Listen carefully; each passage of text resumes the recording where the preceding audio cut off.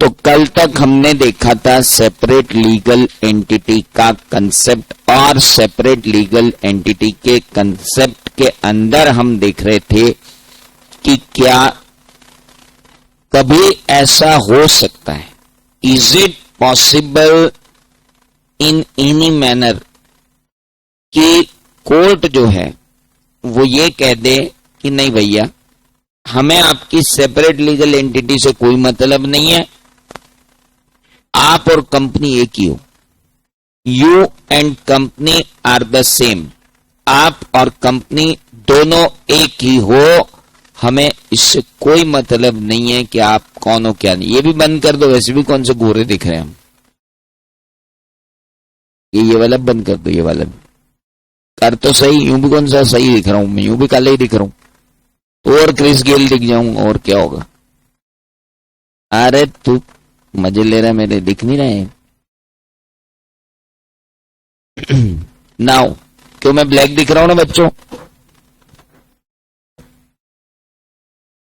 अरे उसको छोड़, मैं ये बोल रहा हूं ये लाइट बंद कर दे तो इनको भी अच्छे से दिखेगा, मैं ये बोल रहा हूं बंद करके तो दे, एक बंद कर दे, दो है वो इसलिए, थोड़े थोड़े पूरे पूरे क्यों नहीं बोल रहे हो? हाँ ये वाले बंद कर। नाउ इसको इधर मुंह कर दे,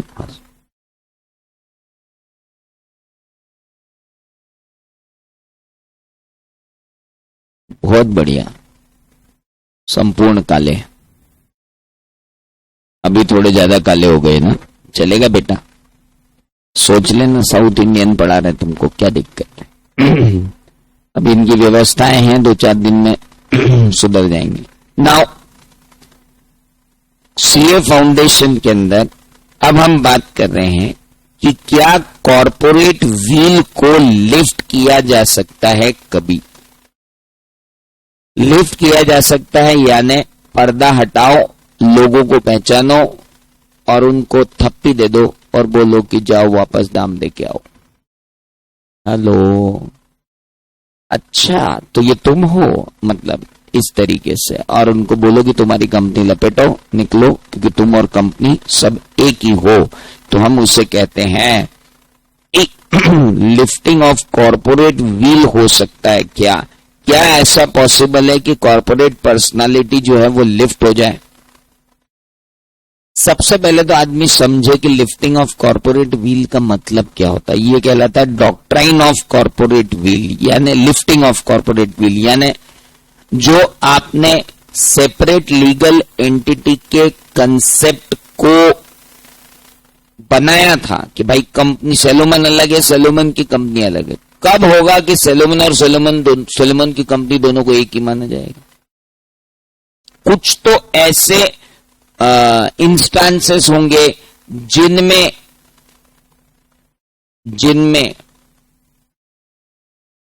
कंपनी सैलोमन और सैलोमन की कंपनी को एक ही माना जाएगा, है ना?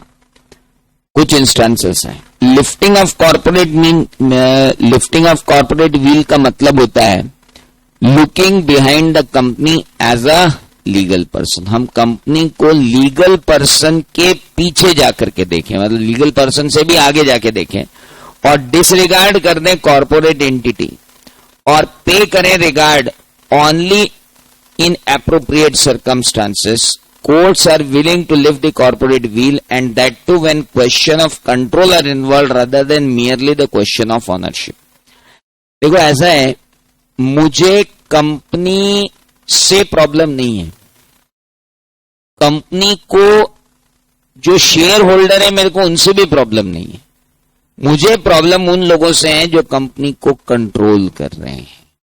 इंपॉर्टेंट बात समझना, लिफ्टिंग ऑफ कॉर्पोरेट व्हील का मतलब डिसरिगार्ड करना कॉर्पोरेट एंटिटी को और रिगार्ड करना उन पर्सन्स को जो उस कॉर्पोरेट एंटिटी के पीछे है। सिंपल सी बात है। अगर आपसे कोई पूछता है कि लिफ्टिंग ऑफ कॉर्पोरेट व्हील क्या होता है, तो lifting of corporate wheel is nothing but disregarding the separate legal entity concept. एक लाइन में अपना सीधा जवाब आता है, this regarding the separate legal entity concept. Why? Because we want, हम चाहते हैं, क्या चाहते हैं हम ये चाहते हैं कि हम कंपनी के पीछे कंपनी को कंट्रोल कर रहे उन लोगों तक पहुंचे जिनके इंटेंशंस कंपनी के पीछे छिपकर गलत काम करने के। किसी को गलत काम करना हो और वो कंपनी बनाकर कर ले और कंपनी के पीछे छिप जाए और जब लाइबिलिटी आए तो बोले साहब कंपनी अलग है और मैं अलग हूं, तो ऐसा नहीं हो पाएगा। 5 ऐसे कारण हैं जिनमें कंपनी और कंपनी के पीछे के लोगों को एक ही माना जाता है। There are 5 instances जिनके अंदर कंपनी और कंपनी के पीछे जो छुपे हुए लोग हैं उन्हें एक ही माना जा रहा है। 1 मिनट, सबसे पहले लिफ्टिंग ऑफ, पहली बात कॉर्पोरेट व्हील क्या होता है सर? कंपनी और कंपनी के शेयर होल्डर अलग अलग लोग होते हैं, कंपनी अलग होती है, शेयर होल्डर होते हैं, कंपनी की लायबिलिटी अलग होती है, शेयर होल्डर की लायबिलिटी अलग होती है, कंपनी की एसेट होती है वो शेयर होल्डर की एसेट नहीं होती, कंपनी की लायबिलिटी होती है वो शेयर होल्डर की लायबिलिटी नहीं होती, शेयर होल्डर की जो लायबिलिटी होती है वो कंपनी की लायबिलिटी नहीं होती। 50 बातें। तब इन दोनों को एक माना जाएगा। जिन दोनों को एक तब माना जाएगा जब कंपनी की आड़ में कंपनी को कंट्रोल कर रहे लोग मालाफाइड इंटेंशन के साथ बिजनेस डीलिंग करेंगे। और ऐसी स्थिति में अगर गवर्नमेंट को ये पता लगा, अगर कोर्ट को ये पता लगा, अगर मिनिस्ट्री ऑफ कॉर्पोरेट अफेयर्स को ये पता लगा कि यार ये कंपनी की आड़ में बहुत बड़ा गोरख धंधा चल रहा है, तो फिर वो गोरख धंधा चलाने वाले और कंपनी दोनों को एक ही मान लिया जाएगा। ऐसा 5 अलग अलग केसेस में होता है। मान लो एक कंपनी के अंदर जो लोग हैं वो दुश्मन देश के लोग हैं। मान लो पाकिस्तान से 4 लोग इंडिया आते हैं बिजनेस करने के लिए और वो एक कंपनी बनाते हैं और उस कंपनी की आड़ में वो शेयर होल्डर बन जाते हैं और इंडिया वो लोग कंपनी के प्रमोटर बन जाते हैं, इंडियन लोगों को शेयर होल्डर बना लेते हैं और खुद बोर्ड ऑफ डायरेक्टर में घुस जाते हैं ताकि कंपनी को पूरी तरह से कंट्रोल कर ले। वो यहां इंडिया में पाकिस्तानी कंपनी की तरह नहीं आए कि हमको पाकिस्तान की कंपनी की ब्रांच इंडिया में खोलनी है ना, क्योंकि अगर वो आ जाते पाकिस्तान की ब्रांच इंडिया में खोलने तो लोग बाग उनको देखते अलग नजर से। तो उन्होंने कहा यार नहीं, क्या करो इंडियन कंपनी बनाओ, अपन उसके अंदर चल के शेयर होल्डर और डायरेक्टर बन जाएंगे। हेलो, या मुझे टैक्स इवेड करना है, where corporate entity is used to evade और सरकमवेंट द टैक्स। मैं अगर टैक्स बचाना चाहता हूं तो मैं ढेर सारी कंपनियां बना के खड़ी कर सकता हूं और उन कंपनियों का उद्देश्य सिर्फ क्या है? टैक्स बचाना है। तो गवर्नमेंट जिस दिन बोलेगी कि हमको मामू बना रहे हो, government will lift the corporate wheel और बोलेगी कि तुम वही हो, सारी कंपनियों में तुम ही हो, यानी ये सब कंपनियां कुछ नहीं है, तुम ही हो। या कंपनी ने इसलिए कंपनियां खोली गई हैं ताकि वो एजेंट की तरह काम कर सके। जो काम मैं नहीं कर सकता, मुझे प्रतिबंधित है, मैंने क्या किया, एक कंपनी खोल ली और उस कंपनी से वो काम करा लिया, तो कंपनी के पीछे तो मैं ही हूं ना। मान लो भारत सरकार मेरे को बैन कर दे कि असीम त्रिवेदी तुम ये काम नहीं करोगे, ठीक है नहीं करूंगा। मैंने एक कंपनी खोली, उसमें डायरेक्टर बन गया, वो कंपनी वो काम करने लग गई जो मेरे को क्या है, बैन है। तो ये तो मैंने कंपनी को अपना क्या बना दिया, एजेंट। Got it? या मेरे ऊपर कोई लीगल ऑब्लिगेशन आ रहा है, फॉर एग्जांपल मेरे पास 50 एम्प्लॉय से ऊपर अगर मैं रखता हूं अपने यहाँ, तो मेरे ऊपर पीएफ की लायबिलिटी आ जाती। तो मैंने क्या किया, उन 50 एम्प्लॉय तो अपने यहाँ रखे, फिर एक और कंपनी बनाई, उसके अंदर 2 एम्प्लॉय रख दिए, टोटल कितने हो गए, 51। न इसको पीएफ भरना पड़ रहा है न उसको पीएफ भरना पड़ रहा है। वो कंपनी खोली ही इसीलिए है कि 50 के ऊपर जितने भी एम्प्लॉय होंगे उनको उधर ही हम क्या दिखाएंगे, एम्प्लॉय, इधर नहीं दिखाएंगे। तो जब आप लीगल ऑब्लिगेशन को अवॉइड करने के लिए क्या कर रहे हो, कंपनी बना के बैठे हो, तो हम बोलेंगे बॉस गलत है। This is totally wrong. आप एक लीगल ऑब्लिगेशन को अवॉइड करने के लिए क्या कर रहे हो? What you are doing? आप अवॉइड कर रहे हो किसको? You are avoiding a legal obligation by doing what? आप अवॉइड कर रहे हो legal obligation by doing what? Creating a company. तो वो हम नहीं होने देंगे। या जब आपने इनकॉर्पोरेशन इसलिए किया है कि कोई इलीगली इम्प्रॉपर पर्पस है आपका, और वो इलीगल इम्प्रॉपर पर्पस के लिए आपने ऐसा कुछ किया है, तो हम कहेंगे नहीं सब ये नहीं हो पाएगा। सो सर अब एक एक करके लेते हैं। जैसे सबसे पहला था ट्रेडिंग विद द एनिमी। हमें अगर कैरेक्टर आइडेंटिफाई करना है कंपनी का, कि कंपनी का ट्रू कैरेक्टर क्या है, क्या कंपनी एनिमी है या फ्रेंड है? मतलब ये कंपनी भारत की कंपनी है या कंपनी भारत के बाहर की कंपनी है? बोले सर एक मिनट, भारत के बाहर की कंपनी हुई तो भी क्या हुआ? कंपनी तो अलग होती है, कंपनी के शेयर होल्डर अलग होते हैं। बोले एक मिनट चुप। जब भारत की एकता और अखंडता का सवाल आएगा, जब भारत की संप्रभुत्व का सवाल आएगा, when there is a question of sovereignty of India, when there is a question of safety of India, हमको अगर पता चला कि एक कंपनी इंडिया में है जिसके प्रमोटर, जिसके कंट्रोलर दुश्मन देश के नागरिक हैं, हम उस कंपनी का इस देश से वाइंड अप करके उसको बाहर भेज देंगे। तब कोई कोर्ट ये नहीं कहेगा कि नहीं नहीं नहीं नहीं नहीं गद्दार तो कंपनी के पीछे के लोग हैं, कंपनी गद्दार नहीं है, कंपनी और कंपनी के पीछे के लोग अलग अलग है। नहीं नहीं नहीं सर, तब नहीं होगा। हेलो, ऐसा सबसे पहले हुआ था Daimler company versus Continental tyre and rubber company. Daimler company और Continental tyre and rubber company दूसरे विश्व युद्ध के समय का केस था, जिस समय रशिया भारतीय औपनिवेशिकों में अपनी जासूसी करने के लिए कंपनियां भेजता था। रशिया को जासूसी करने का बहुत शौक था, बाद में अमेरिका को चढ़ा, वो अभी तक है उसके पास। तो रशियंस क्या करते थे, हर कंट्री में जाके अपनी कंपनी खोल लेते थे सेकेंड वर्ल्ड वॉर के टाइम, और वहां से फिर सूचना एकत्रित करके रशिया भेजते थे ताकि रशिया सेकेंड वर्ल्ड वॉर को जीत जाए। तो उस स्थिति में एक कंपनी के अंदर केस हुआ था, Daimler company versus Continental tyre company ने। उसमें कोर्ट ने कॉर्पोरेट व्हील को लिफ्ट किया। लिफ्ट करने के बाद पता चला कि उसके पीछे जो लोग हैं वो लोग कौन हैं। तब पता चला कि वो लोग तो दुश्मन देश के नागरिक हैं।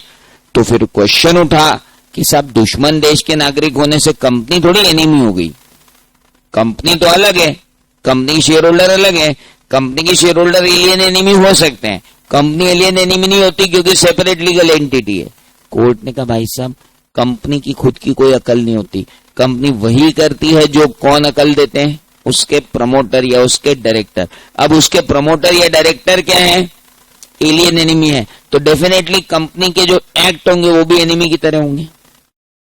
ओ हेलो, तो कॉर्पोरेट व्हील को लिफ्ट किया और कहा कि भैया ये अब एनिमी कंपनी हो गई है क्योंकि इसके अफेयर्स किसके कंट्रोल में है, एलियन एनिमीज के। इसलिए कोर्ट जब इस तरीके के केसेस को एग्जामिन करता है तो कोर्ट कहता है कि भाई साहब यहां पर दुश्मन देश के लोग आ गए हैं, तो अब इस कंपनी को भी दुश्मन देश का माना जाए और इसका बोरिया बिस्तर बांध के इसको बाहर कर दिया जाए। Got it?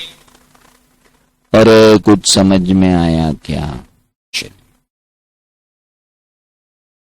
एक थे दिनशा मानिक जी, जानी मानी हस्ती थे ये इंडिया की। मतलब अगर आप दिनशा मानिक जी पेटिट के बारे में जानकारी विकिपीडिया पे लेने जाओगे तो आपको पता चलेगा कि अंग्रेजों के जमाने में भारत की जो संसद थी उसके एक सदस्य थे ये। पर इनको गवर्नमेंट के द्वारा लगाया जा रहा टैक्स बहुत प्रॉब्लमेटिक लगता था। If the acts of enemy company are genuine then तो भी कोई दिक्कत नहीं है। कंपनी दुश्मन देश की तो दुश्मन देश की कहलाएगी, उसको उठा के फेंक देंगे बाहर देश। नाउ दिनशो मानेगी पेटेंट का केस ही अलग था।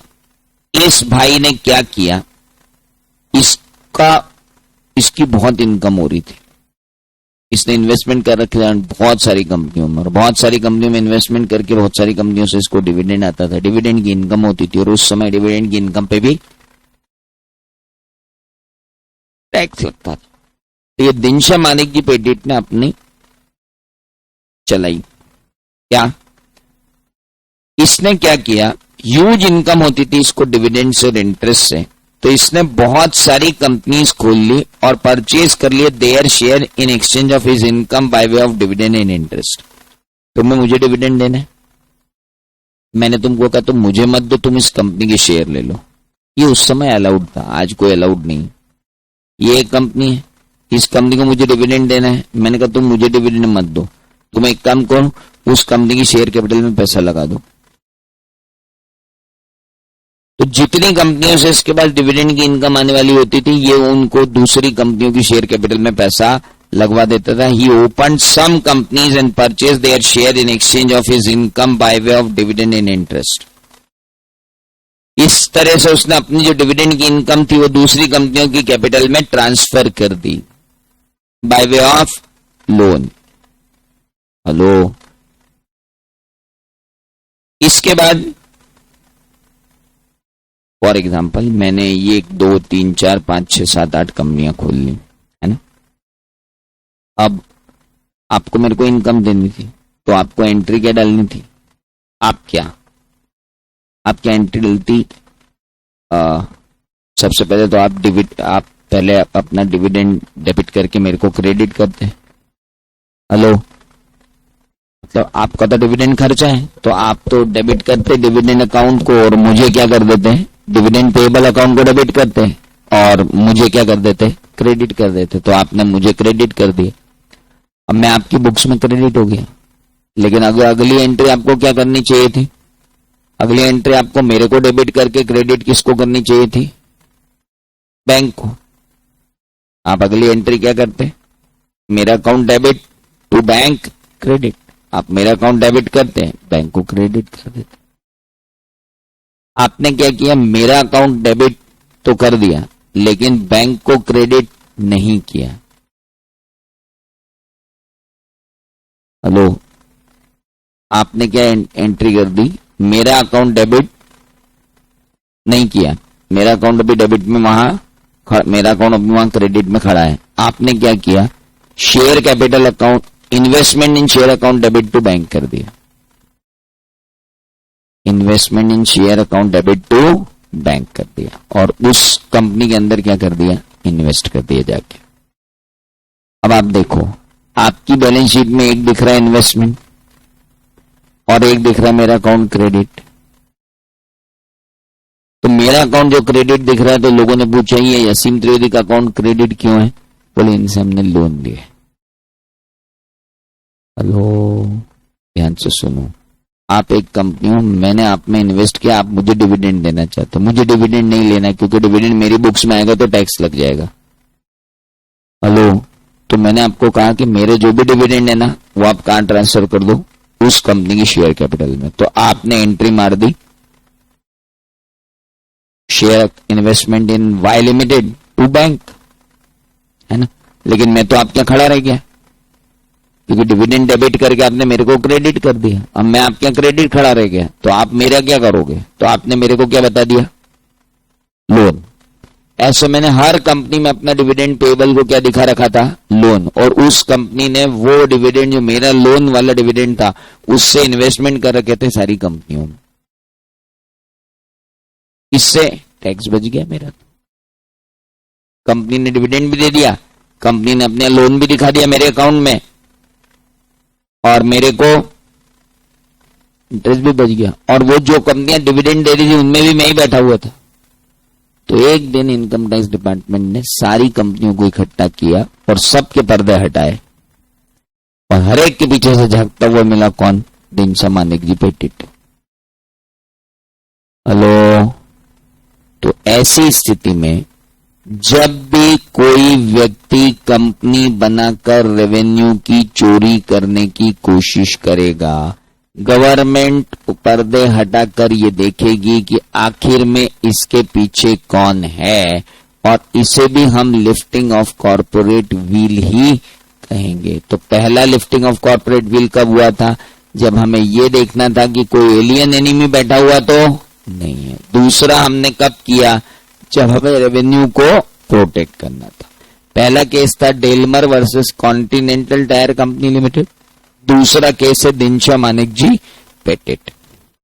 तीसरा केस, मेरे ऊपर एक लीगल ऑब्लिगेशन है, मैं उसे अवॉइड करने के लिए जगलरी करता हूं अगर एक कंपनी बना करके, तो हम बोलते हैं to avoid the legal obligation. हम लीगल ऑब्लिगेशन अवॉइड कर रहे हैं। We are avoiding the legal obligation. हम लीगल ऑब्लिगेशन अवॉइड कर रहे हैं। तो ये लीगल ऑब्लिगेशन अवॉइड करना क्या होता है, जरा समझते हैं। नो सिग्नल आ गया। ओके, ये क्या होता है? लीगल ऑब्लिगेशन अवॉइड करना। एक कंपनी थी वर्कमैन, एक कंपनी थी associated rubber industries limited Bhavnagar. कौन थी? Associated rubber industries Bhavnagar.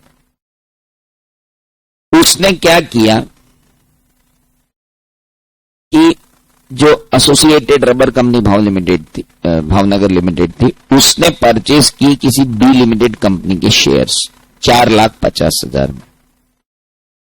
The dividend in respect of the share was shown in profit and loss account of the company year after year. चूंकि मैंने B में invest किया था, तो बी से जो भी डिविडेंड आता था वो डिविडेंड मैं अपने P&L में दिखाता रहता था। अब डिविडेंड में P&L में डिविडेंड दिखाता रहता था तो प्रॉफिट बढ़ जाता था। प्रॉफिट बढ़ जाता था तो मुझे वर्कर को बोनस देना पड़ता था, और वर्कर को बोनस का कैलकुलेशन कुछ ज्यादा ही हो जाता था। हेलो, तो मैंने कहा यार बोनस इतना क्यों दे? तो लोगों ने कहा तुम्हारी जो डिविडेंड की इनकम है ना, ये इतना ज्यादा बढ़ा देती है बोनस को कि तुम्हारी लायबिलिटी बढ़ जाती है। तो इसने क्या किया कि एक काम करते हैं कि हम एक कंपनी खोलते हैं। कंपनी ने ट्रांसफर कर दिए शेयर बी लिमिटेड से सी लिमिटेड में, एक सब्सिडरी बना दी। मतलब कंपनी ने एक सब्सिडरी बना दी, और जो इन्वेस्टमेंट बी लिमिटेड में थे वो इन्वेस्टमेंट किसको ट्रांसफर कर दिए? सी लिमिटेड को, ताकि इसके ऊपर डिविडेंड की इनकम ना आए। अब डिविडेंड की इनकम किस में जा रही है? सी में। अरे मैंने तुम में इन्वेस्ट किया, तुमसे मुझे इनकम आने लगी, तुमसे जब इनकम आने लगी तो मुझे प्रॉफिट दिखने लगा, प्रॉफिट दिखने लगा तो मुझे बोनस बांटना पड़ा। बोनस बांटना मतलब मेरा खर्चा। तो मैंने क्या किया, जो मैंने तुम में इन्वेस्टमेंट किए थे, हेलो, मैंने वो इन्वेस्टमेंट किसको बेच दिए? किसी और को, ताकि अब उसकी इनकम उसके P&L में जाए, मेरे P&L में ना आए। और जिसको ट्रांसफर किए वो भी मेरी सब्सिडरी। हेलो, मैंने अपनी बैलेंस शीट में से एक असेट दूसरी कंपनी बनाकर, सब्सिडरी बनाकर इसलिए बेच दी ताकि मेरे यहां से इनकम हटके किसके यहां चले जाए? इसके यहां, ताकि मेरा जो बोनस का ऑब्लिगेशन है वो थोड़ा सा क्या हो जाए? कम हो जाए। तो ऐसे महान काम करने के बाद जब वर्कमैन ने देखा कि यार ये क्या हुआ, पिछली बार तक तो बोनस मिल रहा था, इस बार बोनस क्यों नहीं मिल रहा है? P&L चेक किया, बोले सर इन्वेस्टमेंट कहां गए जिससे डिविडेंड की इनकम होती थी, जिससे हमको बोनस मिलता था? बोले सर वो तो बेच दिए। किसको बेचे? बोले सर सी लिमिटेड को। जाके देखो सी लिमिटेड के पीछे कौन है। पता चला सी लिमिटेड में 100% शेयर होल्डर वही है जो ए लिमिटेड के। एसोसिएटेड रबर इंडस्ट्री वाले लोगों ने ही किस में जाके इन्वेस्ट कर दिया? सी में। अरे कुछ समझ में आई मेरी बात? मतलब अपन इसकी टोपी उसके सर घुमा रहे और कुछ नहीं कर रहे। ओहो, क्या हुआ? हम लोग इसकी टोपी उसके सर घुमा रहे हैं और कुछ भी नहीं कर रहे हैं दोस्त। समझ में आई मेरी बात? चलिए अब अगली बात करते हैं। एक बड़ा अच्छा केस था, merchandise transport limited versus British transport commission. British transport commission नाम की एक संस्था थी जो हर साल टेंडर इशू करती थी। हर साल एक टेंडर इशू करती थी। कौन? British transport company. Every year they use to issue a tender. हर साल वो टेंडर इशू करते थे कि भाई ट्रकों को हायर करते थे। तो साहब क्या हुआ, ये transport company merchandise transport company गई ब्रिटिश ट्रांसपोर्ट कमीशन के पास और बोली कि साहब हमको क्या दे दो, ट्रकों का टेंडर। ब्रिटिश ट्रांसपोर्ट कंपनी ने बोला ना, पिछली बार टेंडर तुम्ही को दिया था, हमारा नियम यह है कि हर साल टेंडर नई कंपनी को देना चाहिए, तुम्हें नहीं मिलेगा क्योंकि पिछले साल तुम क्या थे, टेंडर वाले थे। हेलो, कुछ समझ में आई मेरी बात? ब्रिटिश ट्रांसपोर्ट कमीशन ने कह दिया कि मर्केंडाइज ट्रांसपोर्ट लिमिटेड, तुम पिछले साल भी टेंडर में थे, सारे ट्रक तुम्हारे ही चले, इस बार नए बंदे को मौका दिया जाएगा। हमारी पॉलिसी ये है कि हम हर साल नए बंदे को मौका देंगे, तो अब तुम चले जाओ। भाई ये चला गया, इसने 100% सब्सिडरी खोल ली, उस सब्सिडरी में अपने सारे ट्रक ट्रांसफर कर दिए। हेलो, मर्केंडाइज ट्रांसपोर्ट लिमिटेड ने एक कंपनी खोल ली, उस कंपनी को सारे ट्रक बेच दिए और उस कंपनी ने जाकर टेंडर लगा दिया और उसका टेंडर खुल गया। और टेंडर खुलने के बाद जब मर्केंडाइज ट्रांसपोर्ट के ही ट्रक दिखे तो समझ में आया कि बहुत खेला हो गया है। फिर बुलाया उसको कि ये क्या चक्कर? बोले सर हमने हमारे सारे ट्रक बेच दिए उस कंपनी को, और हम आप मत टेंशन लो, वो कंपनी अलग है, हम अलग हैं। लोगों ने बोला भी देखते हैं कितने अलग हो। पर्दा खींचा गया, पीछे तो वही थे पप्पी। हेलो, अरे कुछ समझ में आ रहा है? लिफ्टिंग ऑफ कॉर्पोरेट व्हील क्यों कर रहे हैं अपन? इसलिए कर रहे हैं मेरे दोस्त क्योंकि लिफ्टिंग ऑफ कॉर्पोरेट व्हील करने से ये पता चल रहा है कि आखिर पीछे कौन लोग हैं जो इस कंपनी को चला रहे हैं। So a transport company wanted to obtain licence for its vehicle but could not do so if applied in its own name. Therefore, they formed a subsidiary company. An application for license was made in the name of subsidiary. The vehicles were to be transferred to the subsidiary company. Held that parent and subsidiary were commercial unit. चूंकि ये दोनों ही commercial unit है, application reject कर दी गई। फिर उसने case लगाया जाके कि साहब हम दो अलग अलग है। तो कोर्ट ने कहा रेंदे यार, कहीं क्या अलग अलग, तुम एक के भी से एक इधर से पर्दे फुदक के उधर चले जाते हो, उधर से फुदक के इधर आ जाते हो। हेलो, ओ ऑनलाइन, समझ में आया कि नहीं?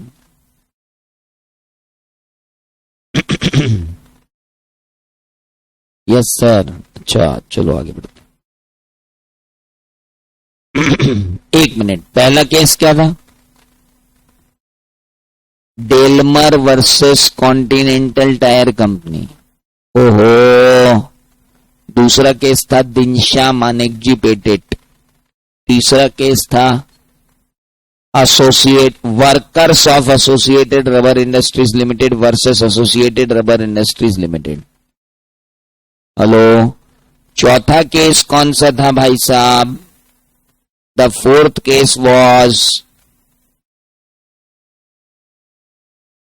अभी पढ़ के आए, merchandise transport company limited versus British transport commission. और पांचवा केस तो याद रह ही जाएगा क्योंकि मोटर में हॉर्न होता है, गिलफर्ड मोटर वर्सेस हॉर्न।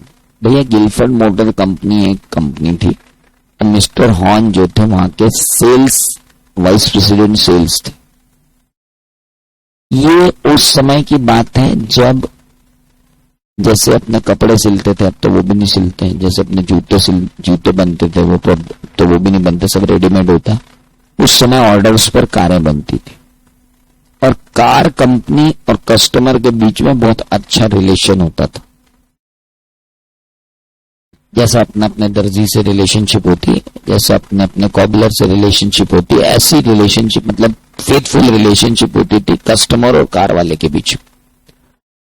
तो गिलफोर्ड मोटर्स के बहुत सारे कस्टमर्स थे और गिलफोर्ड मोटर्स ने असिस्टेंट वाइस प्रेसिडेंट रखा था किसको, हॉर्न को, कि तुम हमारे यहाँ नौकरी करो। और हॉर्न बहुत बड़ा बढ़िया मार्केटिंग करता था और उसने सारे ग्राहकों को गिलफोर्ड मोटर को बढ़ाने में सहायता की थी। लेकिन गिलफोर्ड मोटर ने उसको नौकरी पर रखने के पहले उसके साथ एक एग्रीमेंट किया था कि तुम अगर नौकरी छोड़ोगे उसके बाद तुम हमारे ग्राहकों को नहीं तोड़ोगे। हेलो, हॉर्न ने नौकरी छोड़ दी, लेकिन उसकी कंडीशन ये थी कि हॉर्न जो है वो इनके ग्राहकों को नहीं तोड़ेगा। तो हॉर्न ने एक कंपनी बना ली और उस कंपनी ने इनके सारे ग्राहक तोड़ लिए। जब गिलफोर्ड मोटर ने दावा लगाया तो हॉर्न बोलता है मैंने थोड़ी तोड़े, कंपनी ने तोड़े। फिर कोर्ट ने पर्दा ऊंचा किया, अप्पा तू ही तो तोड़ रहा है, ये तो कंपनी है। हेलो, कुछ समझ में आया? मालाफाइड इंटेंशन से, देखो इंटेंशन दो टाइप के होते हैं, एक होता है बोनाफाइड, एक होता है मालाफाइड। बोनाफाइड मतलब जेन्युइन, मालाफाइड मतलब बुरी नीयत से। बुरी नीयत से अगर कंपनी खोली है, या तो तुम एलियन एनिमी हो, या तुम टैक्स बचा रहे हो, या तुम लाइबिलिटी बचा रहे हो, या तुम एजेंट बना के काम लेना चाहते हो जबकि तुम इलिजिबल नहीं हो, इलीगल काम करना चाहते हो, या फिर तुम किसी को धोखा देना चाहते हो, फ्रॉड करना चाहते हो। इन पांचों केसेस में लिफ्टिंग ऑफ कॉर्पोरेट व्हील होगा और देखा जाएगा। कितने केस हुए बाबू?